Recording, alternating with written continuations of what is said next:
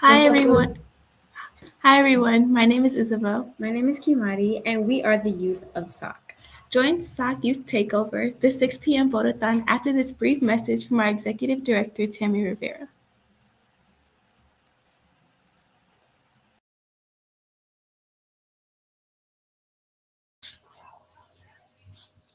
Welcome. Give me a second while I welcome our Spanish-speaking neighbors.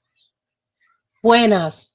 Estamos con ustedes hoy, el día de las elecciones. Si quieren acceso al programa en español, por favor, marquen el número que aparece en la pantalla, que es 646-749-3122. Cuando le contestan su llamada, compartan el código que también aparece en la pantalla, que es 779-328-221. Folks, thank you. That allows our neighbors to get into a conference line and hear simultaneous interpretation of the program and be able to communicate with us. My name is Tammy Rivera. I am the executive director and the lead organizer here at Southside Organizing Center. But I want to let you know there's a whole team that makes this day happen, and I'd like to give them a shout out and recognize them, and to also provide you with connections to the rest of the team here. Gloria Garza is our Centro Latino manager, and she is supporting today with backup floating assistance and plugging in where possible, and she's training in some areas as well. Stacy Carlos is an organizer, and she also leads our public resources, and today she's supporting production and comments. She also is doing our interim safety lead. For those of you who have concerns about crime or nuisance in the community, you can connect with her. Mario Canacasco is our comms and digital organizing coordinator and interim. He's helping with IT, and he is the lead production person today and will also be supporting the bilingual services. Jeanette Torres is the organizer of our youth programs. She and the youth are doing a takeover at 6 p.m., so you don't want to miss the 6 p.m. program. Jorge Perez is our youth and leadership director, and he's on our interim civic team and coordinated the VAT for his very first time and did an incredible job. Shout out to him this election. Kimari and Isabel are the two youth that will be doing the takeover at 6 p.m. And you will be amazed at how well they do and how fulfilling it is to see our youth lead in that way. Tony Chavez is our operations director, and he's providing floating support, doing spot problem solving today. Jennifer Leon is our executive and projects coordinator. She's getting trained on production today. And Glady Morales is our veteran organizer, and she also leads our community development work, and she is training on different aspects of the Vote-a-thon. Wilma Ortiz is our operations and project assistant, and she has a day off today to do a very noble thing. She's working as a poll worker for the elections today. We thank her for her service, and the youth, as always, we appreciate all their leadership, and we are inspired by their passion and their growth. And then we have different interpreters helping us today. Luz Sosa is our main interpreter, and Mario will be supporting some of our interpretation as well. Bravo to all of you who voted early, did absentee voting, and if you aren't, that you're committed to voting today. And please, if you haven't, make it high priority.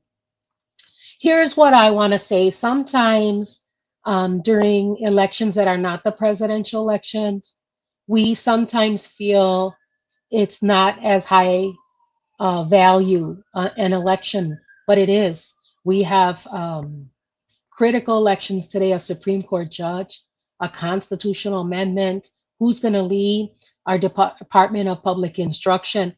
And you may not think those, rise to a presidential level, but they certainly impact our life in many ways and constantly. So please make the sacrifice to go vote.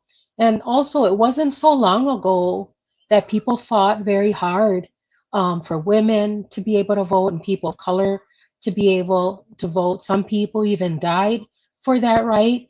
And I think about in my grandmother's time, women were and people of color were not able to vote for periods of that time. And that's really recent history. And we're living in some really critical times, fast and relentless change. And we have to be vigilant about what's happening and very engaged. So please, please make the time today and go vote.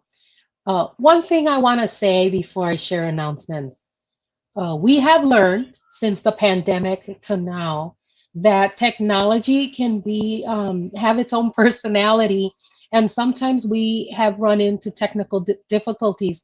So we did our best to pre-record our interviews with our guests so that we could make sure you got the messages. So don't be shocked or surprised if we have different hair or different wardrobe or different glasses. Heads up that we ask for you to fill out our Vote-a-thon survey at the end of the program or before you have to leave. We want to hear from you. Your opinions matter to us. We can also see how many of you are with us, but not your names unless you drop us a hello in the comment section. If you voted early or today, please let us know. And also let us know and share what number voter you were if you remember. Today we'll be sharing some voter resources to assist with voting information.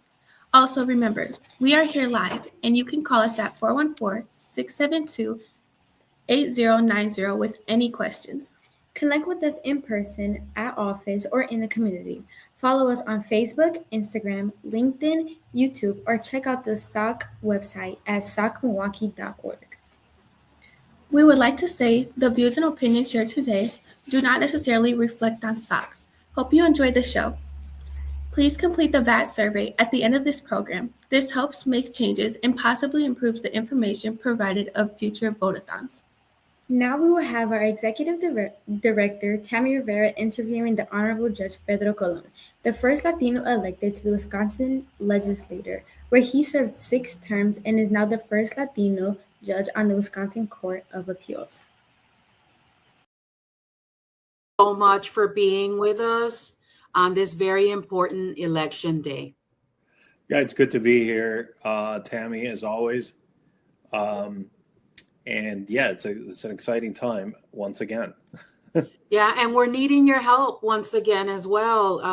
I want to make sure our neighbors understand what the Supreme Court judge does and how important this race is. Could you help us with that today?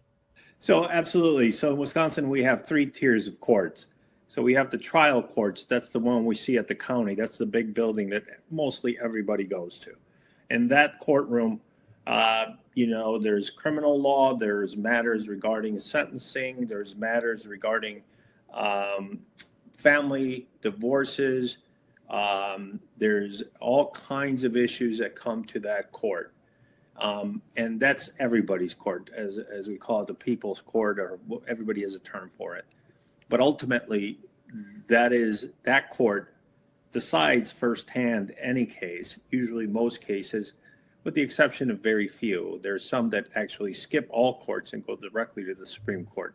Then we have the Court of Appeals. That's where I sit. Where I sit is essentially an error-correcting court. That is, if something goes wrong with the circuit court proceedings, or if something goes right, we have to tell the people who appeal. And we say, okay, this is the way the law is applied.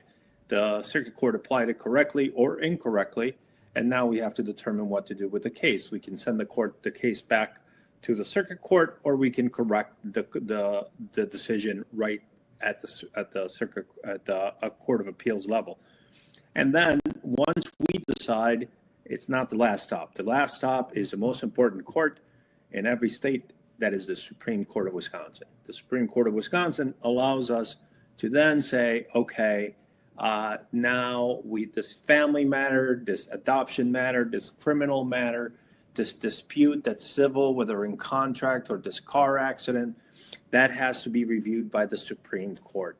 So essentially, the Supreme Court has the ability and the responsibility to determine what the ultimate decision making will be as to what the law means and how it is going to be applied. So there's many ways in which this can happen, but usually it's a law that the legislature passes and says, for example, voter ID is required in election process, and so on and so forth. And unless you do these things, well, you will not be able to vote. The Supreme Court has the ability to say, okay, we're going to look at the Constitution, we're going to look at the history of the state, we're going to look at the procedures as they are in place, and we're going to determine, well, this law is outside of the realm of registering to vote, and you should allow people to just vote. Or you can say that the law is sound. That is, there is no constitutional violation. We're going to interpret it, and the way it's interpreted is either as the legislature writes it or as it goes on. And this happens in criminal cases. So you have Fourth Amendment issues. Fourth Amendment is the amendment in the state constitution and in the federal constitution that allows you to be free of government action in your belongings and in your home. And so we always see that as in terms of arrests, in terms of asking people what their status is as immigrants. That all involves the Fourth Amendment. And we've had this talk regarding these deportations that the community has been really keeping an eye on lately. And what that says is essentially, look, you're violating the Fourth Amendment because a person in a free country is allowed to just walk down the street. And the police cannot come into your life unless you do, or you show that you're doing something wrong. There's a basis for you doing something wrong. And in no event can any government enforcement, whether it's the local police department, whether it's the Immigration Naturalization Service, whether it's Border Patrol, whatever it is, can never, ever go into your house unless they go to a judge and say, hey, these things appear to be illegal. Then they can essentially issue an order that allows the police to go into the premises. That all gets decided by the Supreme Court. So a lot of our freedoms around how we conduct ourselves in a free society, how we vote, how we talk, that is, how we express our sentiments through the First Amendment, how the government gets to intrude in our lives. And you can see that, now the federal administration, you don't see it much in the state, but in the federal administration, they're going to take Social Security information, which was traditionally never shared with any other part of government. Now they're going to do that. All of this goes to the Supreme Court. And so now we have a Supreme Court election, and that's how we do it in the state. We elect judges. And so this upcoming Tuesday, not tomorrow, but the following Tuesday, we will have this decision to make about what Supreme Court justice should have. Essentially, there are 7 spots on the Supreme Court. And so, a lot of it depends on that person's vision for the Supreme Court. There are people that believe that women should have the ability to determine what is healthy for them in regards to their health. And most of the time we hear this as being an issue of birth, how a woman gives birth, what are the protections of essentially abortion protections, under what conditions, under what oversight, that is, a doctor determines some decisions. all of those decisions are wrapped up in the Supreme Court. All of the Fourth Amendment decisions around your privacy without government intervention will go to the Supreme Court. Everything that has to do with the First Amendment, that is how you express yourself, how you dissent from government, how you talk about your neighbors on the internet, and how people publish things about you, that all gets interpreted by the Supreme Court. So it's a tremendously important court. It's the most important court in the state. And it has a lot of repercussions. It is the law. It will be, once they determine something, every other court is bound by that decision. Yeah. Therefore, every citizen is bound by that interpretation of the law. And so that's why you hear it all the time. Everybody's reporting about the U.S. Supreme Court. You're talking about the Wisconsin Supreme Court. It's incredibly important. And the one say we have is this vote. And so you have to exercise this vote as you see fit. I have my opinions. But ultimately, we all have to decide how it is that this vote is going to take place. Thank you for that information, Judge. And I'd like to let our neighbors know we pre-recorded this message for the election day, which is Tuesday, April 1st. So thank you, Judge Colon. Have a wonderful day, and we appreciate your wisdom and knowledge as always. All right. Thank you for having me, and I'm glad to be here. And I hope that everybody votes. Ultimately, I'd like to see everyone vote. And I'm not here to tell you who to vote for today. Gracias. Have a good day. You as well. Thank you. We truly appreciate the Honorable Judge Pedro Colon for being on today's Vote-a-thon. Thank you, Lillian, Francis, and Heriberto for joining us today. Up next, we will have Eloisa Gomez from the League of Women Voters giving us a Vote 414 demo. Welcome, Eloisa. Once again, we are so grateful for your partnership, you and the League, on this election day. Thank you, Tammy. Thank you so much for inviting us back. We love to be on the program, and thank you for all that SOC does and what you do and your staff does to promote democracy. Igualmente, the same for the League. Eloisa, today we want to help our neighbors have a resource in the event they didn't get to research what's on the ballot and the candidates, and you all have put together an incredible resource for the community. So I'm hoping that you can talk about Vote 411, and I'm going to do my best. I'm not of that generation of natural digital navigators, but I'm going to do my best to try to present and follow on the web. Well, as you pull the information up, Tammy, I want to say that this wonderful resource of vote411.org is in English or in Spanish. That's important for people to know. And it is nonpartisan. The League does not support any political party, and it does not support any candidate. The wonderful thing about Vote 411 is that it's the candidate speaking to us. We don't put words in their mouth. It's their information that is for us. Or if they don't respond, then we know that as well. But sure, let's walk through the process and get people a quick understanding of this, and hopefully we'll be using it for the future, for tomorrow's election and onward. Great. Now verify with me that the screen is showing the site. Yes. So okay.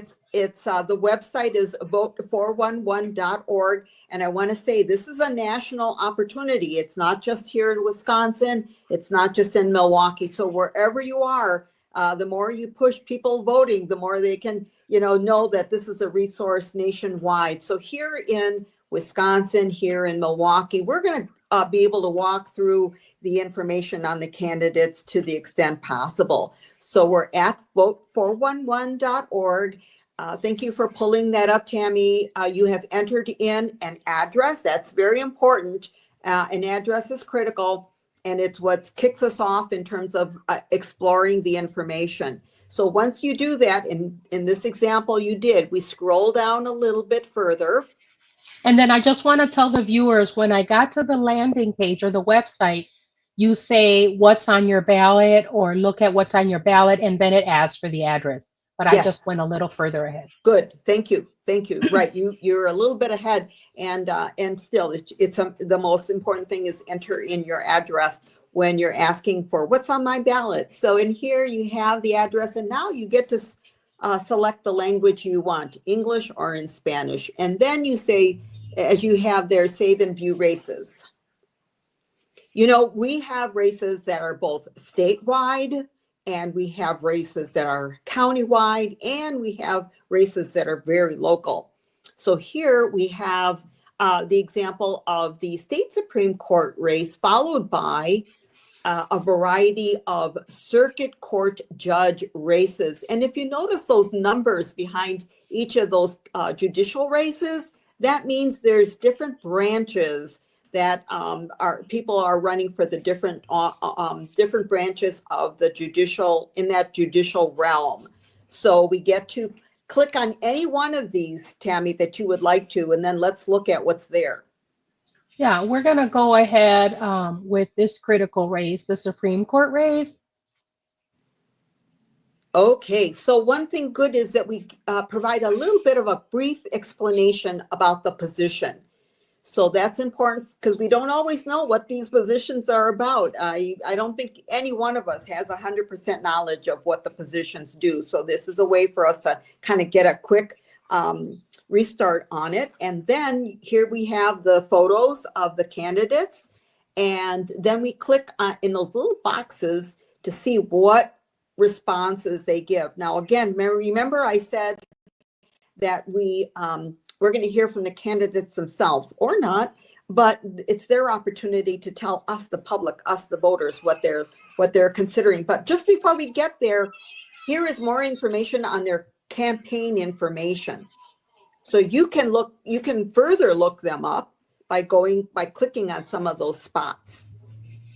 And in this case, you know, the league asks usually no more than 5 questions. The questions that we think the public would like to know about them. So this first one, how does your background demonstrate your commitment to public service and fair administration of justice? Now we're going to see what responses they have offered. In the first one, the first candidate responded. The second candidate, as you will notice, did not respond. So there's a way to consider this. One is you really do want to know more about what the candidates' positions are. So here you can find out what one of the candidates, at least, how they respond to these questions. And then for the one that doesn't respond, then you can go further and go off-site to some other location, go to their campaign sites and other nonpartisan venues that are available. But the questions in and of themselves are good questions that we should be asking ourselves. You know, is this the question I would want to ask these candidates? And so I believe that this is helpful. So for each race, you know, all of the candidates that are on the ballot are going to be on this list, whether they respond or not. Yeah, and we can go back and see if, oops, did I go back too far? Back to all races. And maybe we could take a quick peek here to the superintendent race and as another example. Thank you. And again, you're going to get a little information about what the role is of this position. And then when you scroll down, meet the candidates, which means you're going to be able to find information on their campaign offices, the campaign websites, and additional information. Now we're going to get to the questions themselves. Again, it's like up to 5 questions that we ask, and then we're going to see who responded to the questions. So here's that first question, and you're seeing, again, one of the candidates responded and the other candidate chose not to. So we can at least learn about what one of the candidate has to say. And again, if you would like to learn more about the other candidate that doesn't respond, you can go up to that area where there's a connection to their websites, or choose other places to find information on the candidate. I'm gonna close that out and come back with Eloisa. Eloisa, before we complete this time together, you want to talk to folks a little bit about your role and the league?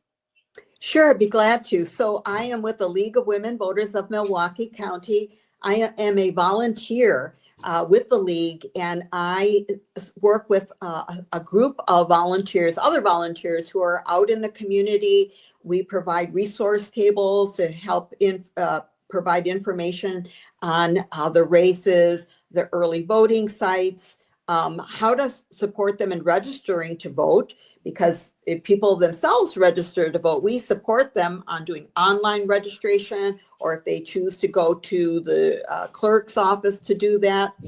So we're there as a resource. Sometimes people have questions about, am I eligible to vote? We're there to respond to those questions as well. So we have some people who are very knowledgeable about voting. If we don't have the answer, we're going to help you find that information. So we appreciate doing that. We have a number of our volunteers who are bilingual, so we're there responding to questions, whether they're in English or in Spanish. Well, thanks once again, Eloisa, for your partnership. And Eloisa and I urge you all, please do not miss this election. Please go out to vote. You can contact us at SOC or the League for support. Thank you and have a great day. Thank you, Tammy. Thank you so much. Adios. Thank you, Eloisa. Please welcome Tammy back with a brief message regarding the current constitutional amendment. We're going to queue up a video from PBS on the amendment. But before then, I just want to say a couple of things, an editorial of sorts from SOC.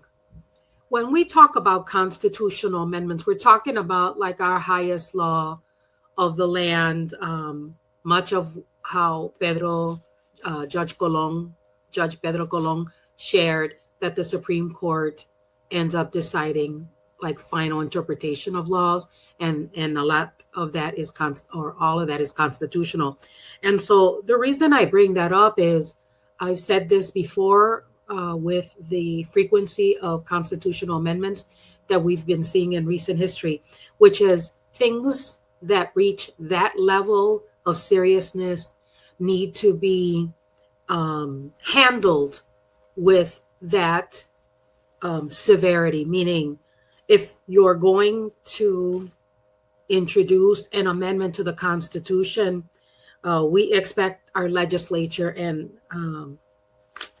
elected officials and administrators to make sure that the populace, all of us, are really understanding the constitutional amendment and have enough time to digest it, and that you've done sufficient outreach for the people to vote on such a serious matter.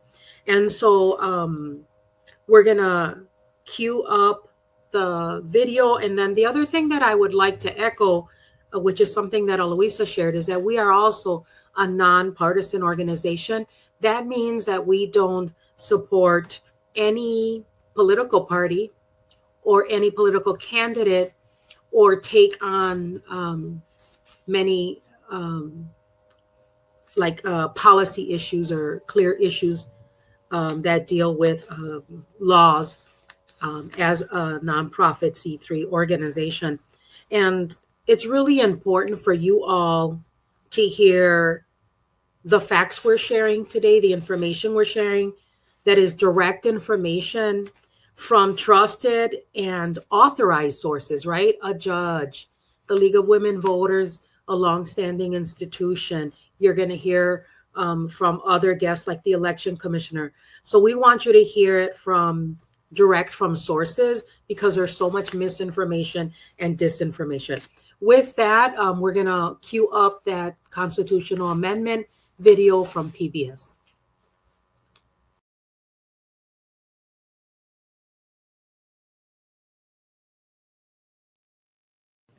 Yet another question will appear on Tuesday's ballot, asking Wisconsin voters to amend the state constitution, requiring photo identification to vote. State law already says voters must present a valid photo ID, and this ballot question would not change existing requirements, but enshrine voter ID in the state constitution, making it more difficult for lawmakers to alter or undo. The author of the amendment, Republican Representative Patrick Snyder, says it's necessary to, quote, ensure that the people of Wisconsin have full confidence in the security and integrity of Wisconsin elections. The ACLU of Wisconsin opposes the amendment, saying Wisconsin already has one of the strictest voter ID laws in the country, creating barriers for people to vote, and that, quote, the legislature would be precluded from permitting additional categories of photo identification, and ties the hands of the legislature to respond to future advancements in technology as methods of identification evolve.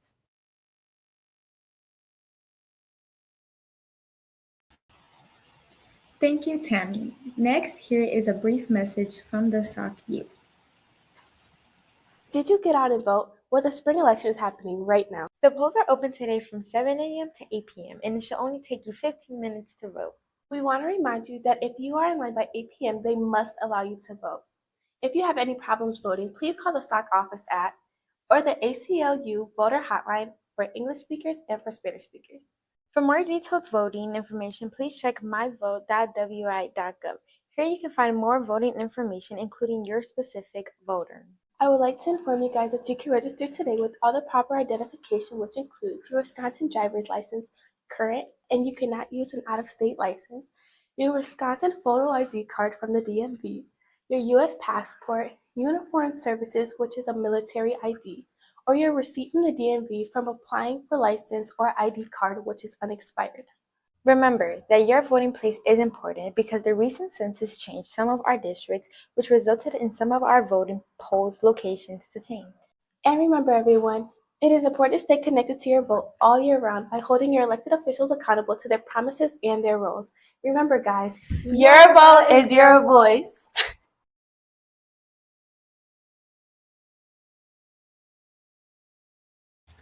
Next, Tammy will speak with Paulina Esperanza Gutierrez from the Milwaukee Election Commission.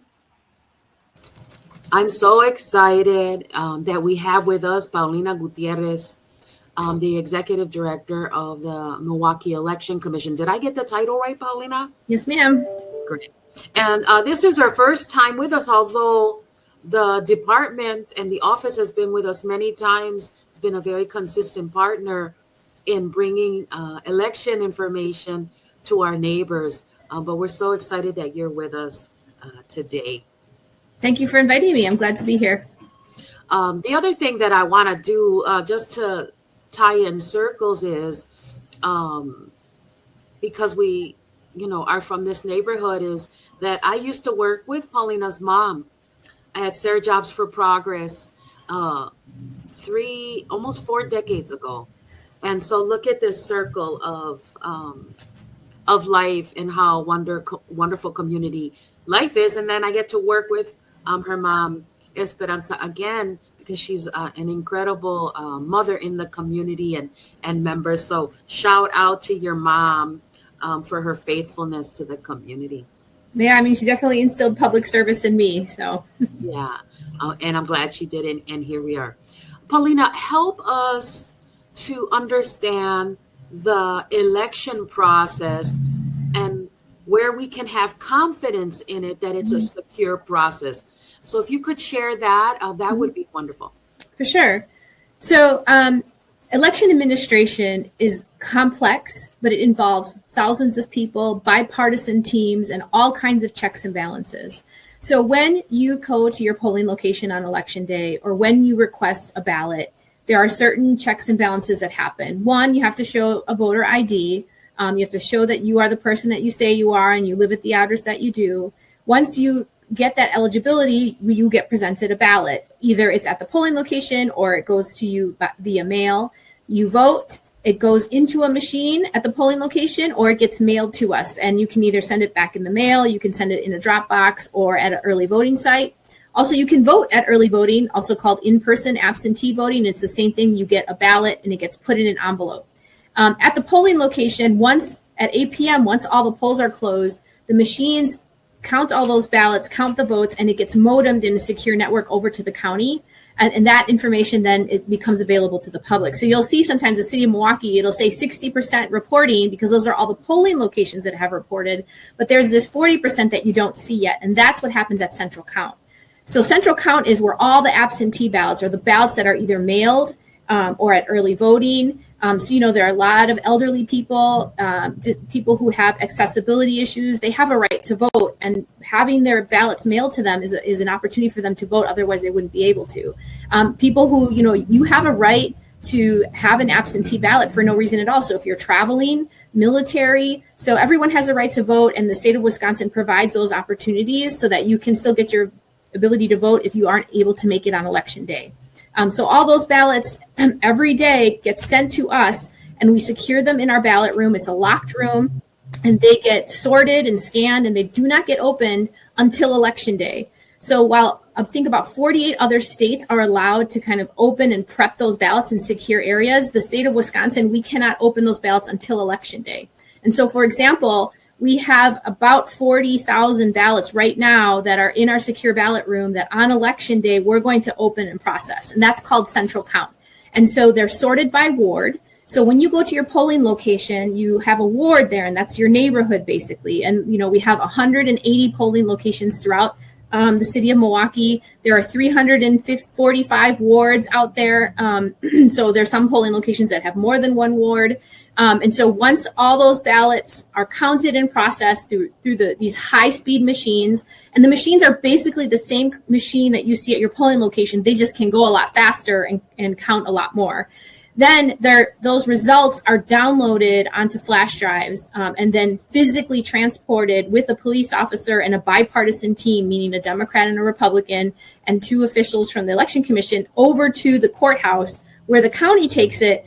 Then they have to get uploaded, and then eventually that's when the public sees the results of the city of Milwaukee. So you see this 60% turnout, and then it takes a while before central count finishes, and then you'll see the 40% come up. And then the 100% comes through right away.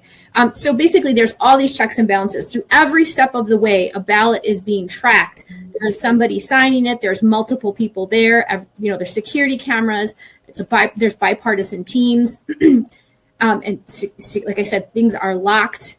People take oaths. I've sworn an oath to protect the Constitution, the U.S. Constitution, the state of Wisconsin.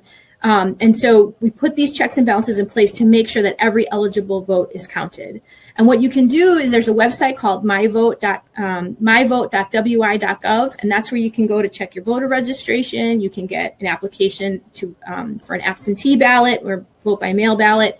You can check on the status of your ballot. You can find out where your polling location or where you would vote. So those are the types of things you can do on the MyVote site. And also, if people have questions, because there's a lot of stuff that happens on the internet, there's a lot of information that maybe doesn't make sense. We have a phone number, 414-286-VOTE. You can give us a call. We'll be happy to answer all of your questions about voting, because it shouldn't be mysterious. It shouldn't be scary. It shouldn't be concerning. It's all just checks and balances. We employ thousands of people, and these thousands of people are City of Milwaukee residents. They're your neighbors and friends. I bet you if you talk to about 12 or 15 people in your world, you're going to find somebody that has worked an election before. And they can tell you that it is a lot of checks and balances. It's paper, it's reviewing things, it's, security. And it's really a pretty amazing communal effort. And, if anything about community is that it takes a community to support each other. And that's what democracy is about. You get to see democracy in action on election day. That's great to know. I'm glad you walked that through us. And we do a whole tutorial today on myvote.wisconsin.gov. Oh, great. During every election. The other thing you could help us understand is what's the role of a poll worker and a poll observer? Because those are all other entities or bodies we see during election season.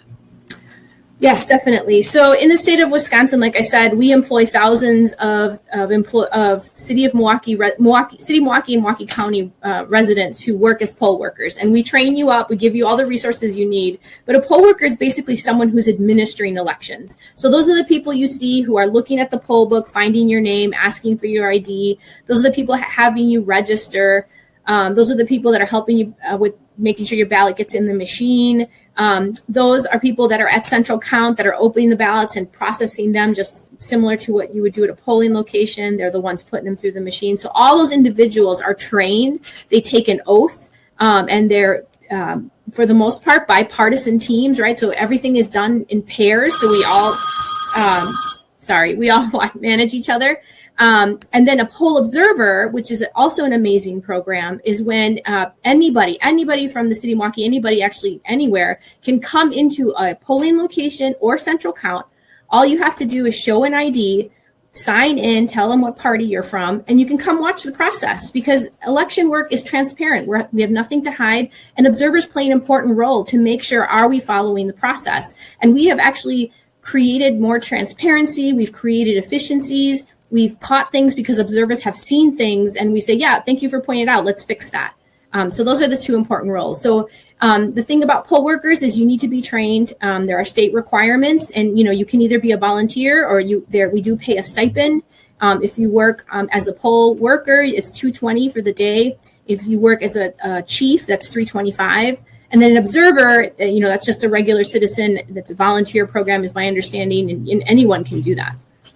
Great to know. Let's share your number one more time, Paulina, so people can connect if they want to work, if they have questions, etc. Our number for any questions, and this will be open on election day from 7 a.m. until 8 p.m. is 414-286-VOTE, otherwise 8683. And we thank you, Paulina, for joining us and for the information that you shared. Of course. Thank you for inviting me. We have flash news to share with you all. We are experiencing an incredible problem to have, which is the news is reporting historic turnout, and that some of the polling places are having some more ballots delivered to them because they're running out. And so I verified this with Paulina, who we just saw in the interview, and she said, yes, indeed, it's a great turnout, and it's causing them to have to deliver more ballots. So here's her message for you all. Stay in line. If you're in line by 8 p.m., you are guaranteed to vote, no matter how long it takes.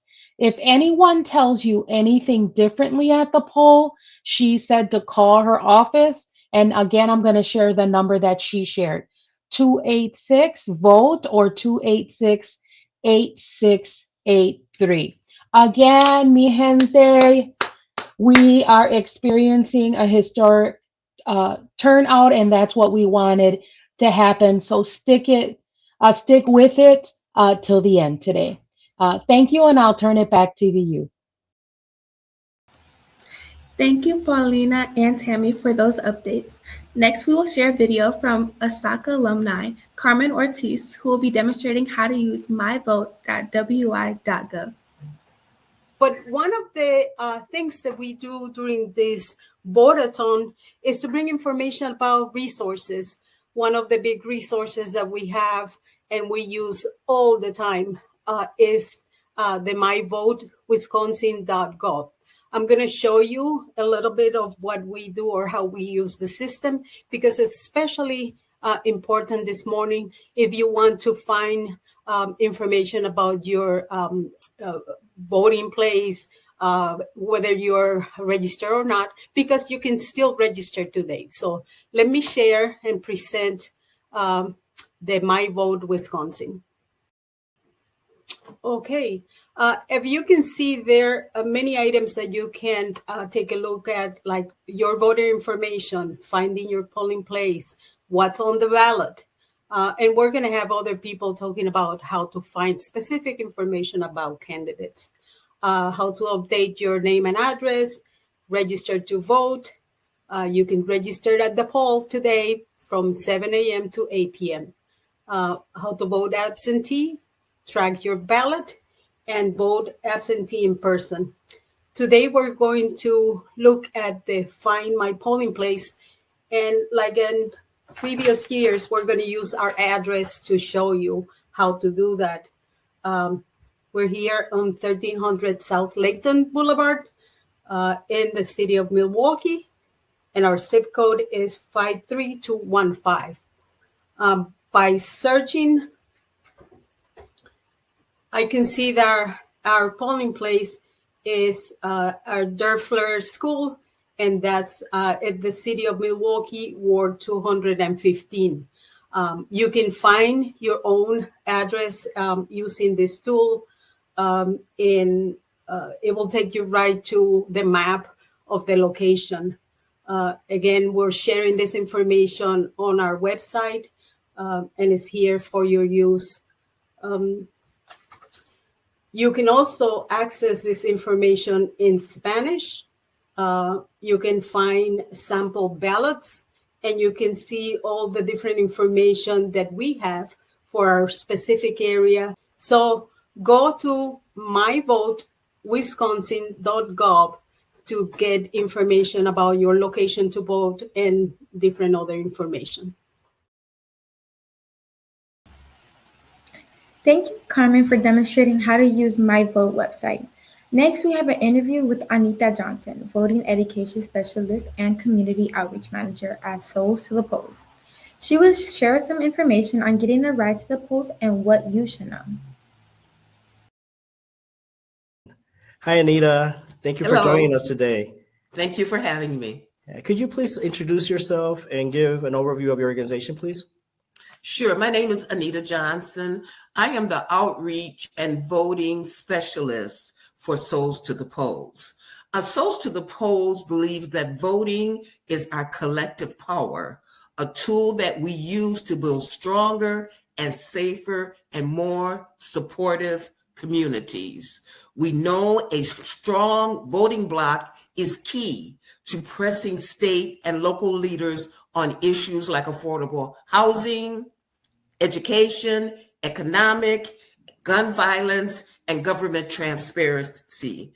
Together, we can build a block of engaged communities, members to channel our faith and bring 100,000 souls to the polls. We also give rides to the polls. And I'll probably repeat this number again. That's 414-742-1060. My job is to get out into the community and let people know about the upcoming elections and what they need, if they need to be registered, if they need help getting a photo ID. I advise them on how to go to the DMV and get that photo ID. If they want to know where to go to vote, I direct them to www.myvote.wi.gov. So I am the informational person and the trainer for canvassing and a lot of other things that we don't need to go into right now. Well, thank you for sharing. You mentioned that one of your programs is Rights to the Poll. Would that be available for April 1st for the spring elections? And if so, what are things that people should know before they go? Things that you should know before you vote. Always have your ID. If you don't have an ID, you can still go to the DMV and get a temporary ID. When you go to the DMV, tell them, I need an ID so I can vote. They will give you a temporary ID. So when you go to the polls to vote, you know you have to show this ID. So that's what you will show. Yes, we are giving rides on April 1st, and we are giving rides for early vote. Early vote ends tomorrow, and we will give rides up until tomorrow, and then Tuesday, April 1st. And where can people find this information? You can go to our website, but again, I will give you the telephone number, 414-742-1060. 1060. Now, I've been getting calls all day, or all morning, I should say, about rides to the polls. So my number will pop up. I do not mind people calling me. I can direct you to where you should go and what you should do in order to get to the polling site so you can vote. Look, this is a very important election. So anything that Souls to the Polls can do to get people to the polls to vote, we will do. Thank you. Thank you for sharing that. Are there any additional programs, events, initiatives that you'd like to highlight? Sure. On May 7th, the Real ID will become effective. People do not know about the Real ID unless they go to the DMV to renew their driver's license or their state ID. The Real ID will be used if you travel a lot locally. You will have to show that when you get on the plane. You can also use the Real ID when you go to the federal buildings. Perhaps you're fighting a ticket, or perhaps you have some other business to take care of in the federal building. You really need the Real ID, or if you're going on military grounds. Now, if you have a passport, you can also use the passport. I don't want to carry around my passport. The Real ID has a star in the upper right-hand corner of your driver's license or your state ID. I strongly advise you to get this Real ID so you don't run into problems later on. And if you have any questions, you can always call me and I'll be able to help you with that. Thank you. Well, thank you for participating in SOC's Vote-a-thon, and thank you for all your impactful and crucial work in our community. Thank you. Thank you for your work as well. Okay, bye-bye. Thank you, Anita, for sharing this information. Next, we will have a brief message from Abby Homuth, the Youth Program Manager with the ACLU Wisconsin, speaking about voter rights. Hello, everybody. I'm so excited to join y'all today. Thank you, Southside Organizing, for putting together this amazing vote-a-thon for us all in the community. And thank you for inviting the ACLU to be a part of it. My name is Abby Homuth. I'm the Youth Programs Manager. And today I'm going to give you some information about voter intimidation, hoping that none of us have to use it, but nonetheless, very important to be aware of it and have it in your pocket. If you're going to the polls today, feel free to take some screenshots as I go through. So let's get into it. Wisconsinites, happy Election Day. Real quick, if you're not familiar with the ACLU, our mission is to protect, defend, and expand civil rights and liberties for communities, all communities, particularly for communities historically denied their rights, through nonpartisan advocacy, community education, litigation, and organizing in order to create a more just future for us all. So, voter intimidation, what is it? Federal law says that no person shall intimidate, threaten, coerce any other person for the purpose of interfering with their right of that person to vote or to vote as they may choose. So what does that mean? Some examples: aggressively questioning voters about their citizenship, criminal record, or any other qualifications that you need to vote. Falsely presenting oneself as an elections official, spreading false information about voter requirements, such as an ability to speak English, displaying false or misleading signs about voter fraud and the related criminal penalties, and any other harassment, particularly toward non-English speakers and voters of color that you may experience or you may witness. So some what-if scenarios. At the polls, there may be something like an exit interview. Those have to be done 100 feet away from the polling entrance, the polling location. So if you see that, it is likely a professional journalist who is out there asking general questions about how your experience was that day. It's completely optional, and there should be no coercion or pressure to engage in that if you do not want to. Wearing candidate clothing or accessories, that is not allowed. So if you see it, feel free to report it and be sure to not engage in that yourself. If you are directly asked who you voted for by anybody, that is something you absolutely do not need to answer. And if it is in an intimidating fashion or an aggressive way, please feel free to report it. So who can you report it to? We have, throughout this quick minute video, There's some lines of phone numbers, the election protection hotline. Please use that. There should be, poll workers, your county clerk, elections commissioner, people at the polling site that you can ask to speak to. So please make sure to advocate, again, for yourself and for others.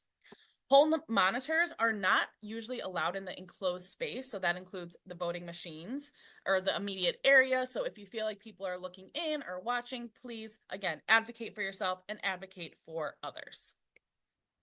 People should not be campaigning anywhere allowed inside or near the polling place. It can be permitted outside the polling place at a certain distance. So some states it's 200 feet. Again, it can depend. If it feels like it's less than 100 feet away, please report it. Police are allowed inside the polling place. However, if you're feeling intimidated or harassed by a police officer, you can also report that. Voting with disabilities, please feel free to take a screenshot of this. There are many different protected rights that if you have a disability that you are protected by federal law. So please feel free to take a screenshot at this. If you're not registered to vote, please don't freak out. You can always ask poll workers to double check. If you're not registered, ask if there's another list of voters. Sometimes you may also be able to check a statewide system if one is available. If they still can't find you, ask for a provisional ballot. All voters are entitled to that. Feel free to screenshot this as well. It is some voter ID, helpful information, what's accepted, what you can bring to the polling place with you today.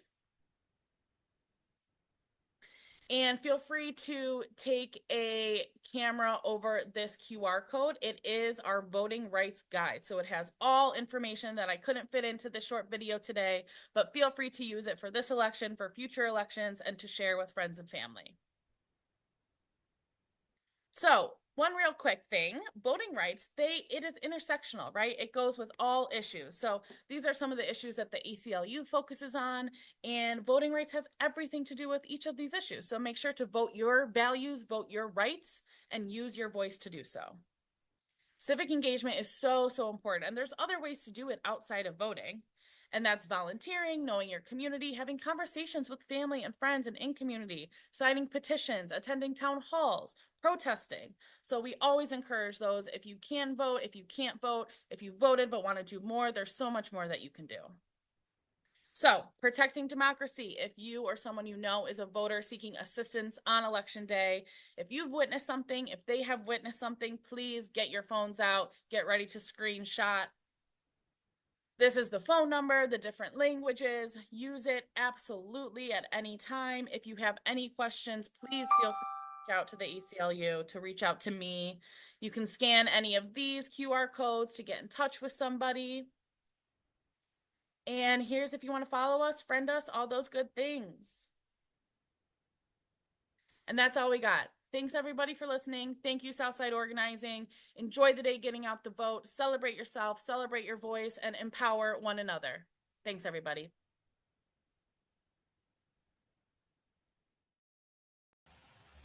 Thank you, Abby. Now we are playing this video from the ACLU, which will be in Spanish, but we'll link the English version in the comment section below. Please watch this video. Tenemos derechos.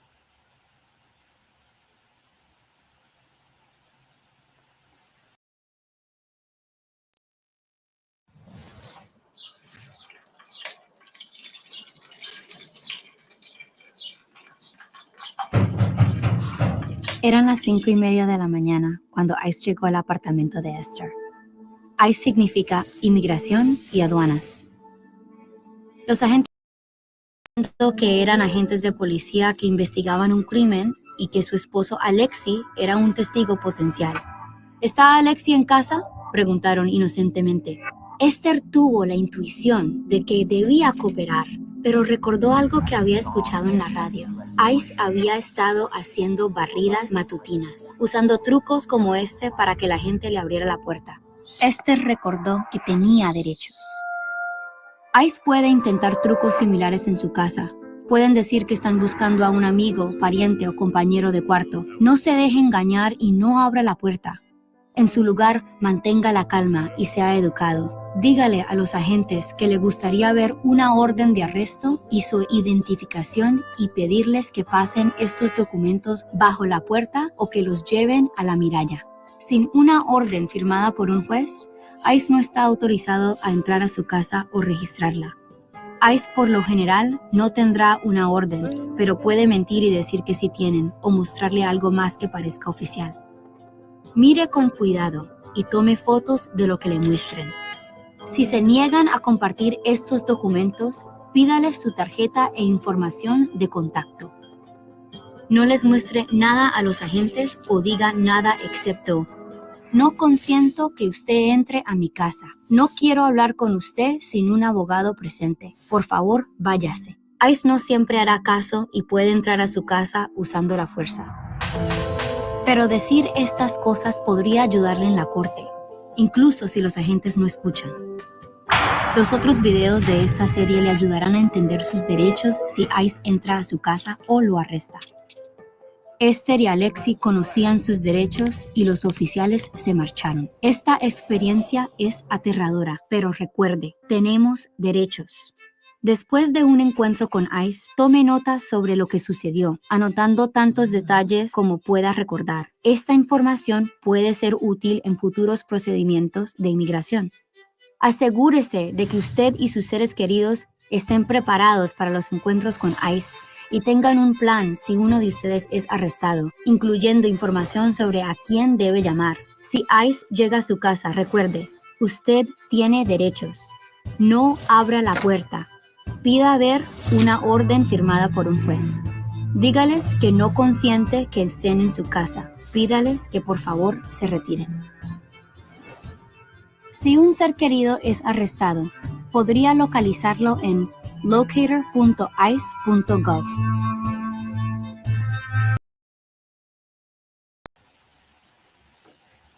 I would like to give a quick shout out to our SOC board member, Tina Ramirez. Thank you for joining us. For further assistance, contact your local ACLU or Voces de la Frontera. Next here at SOC, we have some exciting announcements to share with you guys.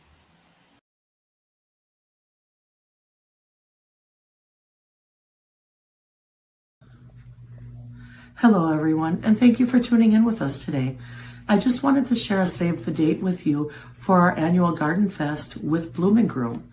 This year, we will have our Garden Fest with Bloom and Groom at Kosciuszko Park on Saturday, May 31st. We're still seeking volunteers. If you are available to volunteer that day, please email me or call our office at 414-672-8090. Thank you. See you there.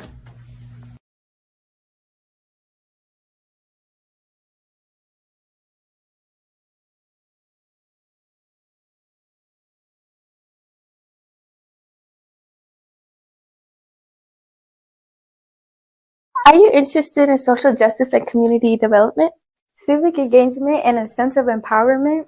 Join Earnerland. The applications are open from March 31st to May 9th. The youth program is from June 23rd to August 10th. Up to 20 hours a week for $13, ages 14 through 24. And we hope to see y'all there.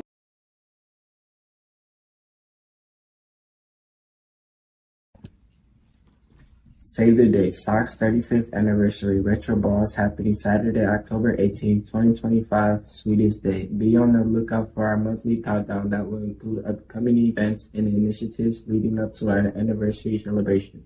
We hope to see you all there. Are you having safety concerns in your neighborhood, illegally dumping becoming an issue, or graffiti popping up online, a content problem? Please reach out to SOC Safety Lead at safety.milwaukee.org. Take down your concern and work with you to fix the problem. Starting in 2025, SOC will be open the first 4 Saturdays of the month, with each department taking turns offering programming to our neighbors. Stay tuned for more info. Follow us on Facebook, Instagram, and LinkedIn to stay connected year-round.